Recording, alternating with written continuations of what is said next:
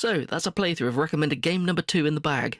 This time it was Enter the Matrix, a 2003 companion piece game to the second Matrix movie. It contains over an hour of original footage to help flesh out the story of the movie. I probably should have watched it before playing this, but I remember finding Matrix 2 and 3 rather boring, which was a shame as the first was an absolute classic. In this, you play as either Niobe, who is the captain of one of those floating ship things, or her first mate, Ghost. Each character's paths do deviate but also run alongside each other, with quite a few sections having to work together. For this playthrough I decided to play as Niobe. This is because a couple of years ago I gave this a go on the original Xbox and streamed it here on YouTube. At that time I played as Ghost. Although I never finished the game, I thought I would still go for the opposite choice to see how different it was from what I remembered. So basically the story's pretty simple. The machines are going to attack the human city in the real world, and you need to stop it. You do this through doing some things within the Matrix, I don't really know, rescue some people or something, I guess, I don't know.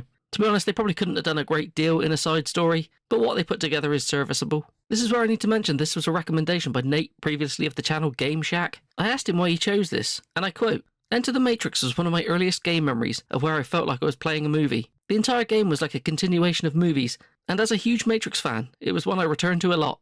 This is the kind of recommendation I like, something chosen out of nostalgia rather than it's just on a list of games everyone says you must play. I know this game didn't review well back in the day. I think it was given a lot of 5s and 6s out of 10. And to be honest, I can see why. But this doesn't mean anything really. I actually had quite a good time with the majority of the game. I was quite impressed by the variety of gameplay on offer. There are full-on shootouts, one-on-one fights, multiple enemy brawls, driving sections, and even an awful flying section. Graphically though, it is a bit bland. I know this is a PS2 game, but even for the time the environments feel large and unfinished.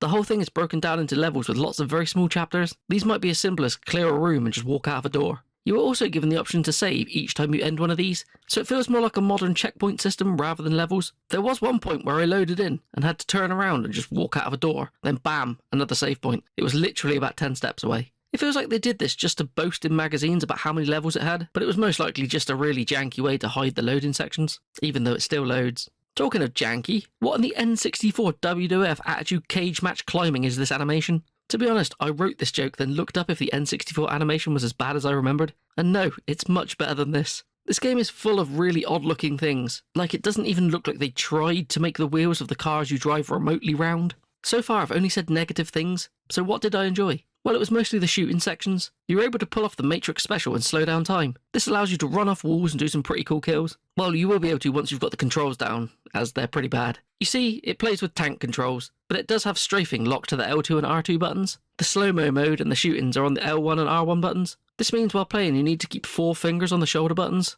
I do know people who do this, but I always just use these 4 buttons with my index fingers, so this felt unnatural to me at first, but I got used to it. It did feel like I was starting to develop a bit of a claw-like grip after a while though. These aren't the worst controls in the game though. That goes to piloting the ship at the end. I don't know how much of my footage I can put in without requiring an epilepsy warning. I couldn't get this down at all. For a start, the camera controls are inverted. I would usually be able to get this somewhat down, but where the biggest issue comes in are the sticks are also flipped. The left stick is to look around, and the right stick is to accelerate and decelerate. So yeah, they got so close to a modern control system, they just needed to flip the sticks. But my brain really couldn't get the hang of this. It also didn't help that this takes place in a claustrophobic dark set of tunnels. I kept just trying to follow the on-screen arrow blindly, and somehow I made it through alive. Surprisingly though, the driving sections handle pretty well. The only issue you will face is you can get knocked off the road pretty easily. It also took me late into the game to realise you can get Ghost to hang out the window and shoot pursuers. I believe if you're playing as Ghost on these bits, the cars will auto-drive and you can manually shoot the enemies. This makes me think, should I have played both characters before making this video? Probably, but as I said, I'm just playing these casually. I like the idea that I can just go back to this one day down the line and have a totally different experience. Even though the fighting is a bit rough, I found that it does work pretty well. There are plenty of times where I thought it looked really cool. This looked the most impressive when the game turns into Buffy the Vampire Slayer and you start staking vampires left, right and centre. Towards the beginning of the game, you are chased by an agent like in the movies. This isn't an overly long section, and it's quite fun, but you will find these are quite easy to fail by mistiming a jump or not realising where you need to run to, but it's not that bad. Where this is an issue is at the end of Niobe's playthrough, you get chased for a multiple checkpoint / level section, which feels like it doesn't end. This also has a really unclear path, and I found myself having to repeat sections over and over, and it started to get a bit dull. I started to pray that each checkpoint was going to be the last. Another issue I had early on in the game is that it's just dark, like very dark. I had to up the brightness on my TV to max and increase the game brightness to even have a chance of seeing where to go. You might be able to see a change in brightness on the first driving sections in this video, as it felt like I was just in the pitch black to start off with. It also doesn't help that the game has what seems like a bit of a green tint all over it. I guess this is due to the signature green look of the Matrix, and I don't think it was my setup as it vanished during the movie sections. I remember having an issue like this with the Xbox version too back when I streamed it. Even with all this, I might still have to try and brighten up the footage in the editor. Actually, no I didn't. Seemed alright.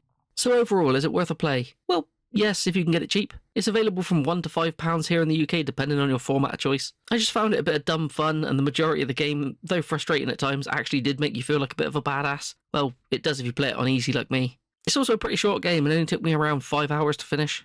So, with all that said, let's spin the wheel again and see what we get.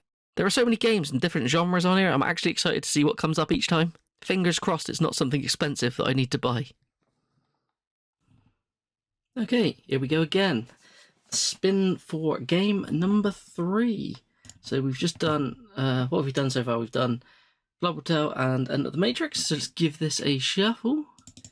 Give it a bit of a shuffle. And spin. What do we get?